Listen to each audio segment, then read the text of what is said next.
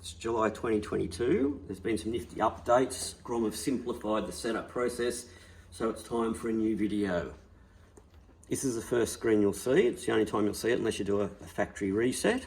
So we read the terms and we agree. And here's our user interface. It's called DashLink. Where do we go from here? Glad you asked. All right, we'll start from here. Go to the settings. We'll change that to kilometres. We'll change that to Celsius. We'll change that to right-hand drive. We'll do the media scanner for fun. I'll just point out microphone settings. There's some other stuff down here you want to explore. Now when we go back, we'll see it's over here.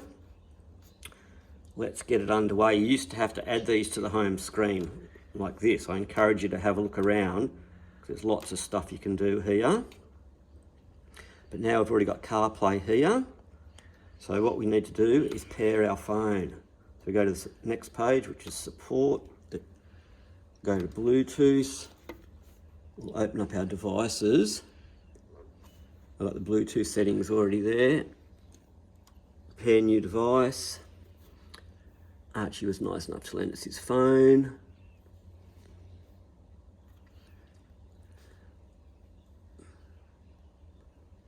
As you can see. Now, make sure internet access is ticked. If this doesn't stay ticked, you have to check your personal hotspot, your tethering, blah, blah, is turned on. Some iPhones I've had to restart for that to work. This isn't for CarPlay, this is for doing stuff out of CarPlay. You'll learn about that all later. All right, so it's connected. Now we'll go back to here where we saw our CarPlay. And see Archie's phone. Let's tick this tethering box as well and tap to connect. Now the last time we have to react on Archie's phone, it'll ask if we want to use CarPlay.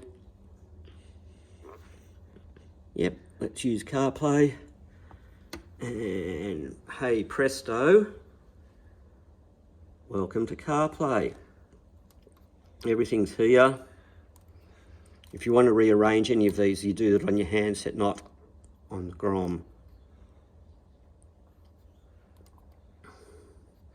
To get out of CarPlay, you go back to DashLink with the Grom icon and back in like that. And with CarPlay, we answer our phone with our steering wheel track buttons or the shiny new on-screen buttons you'll have. If you're an Android person, you still use the dedicated buttons. Forget the voice button. Siri's going to be here. Okay, I think that should do it. Have fun.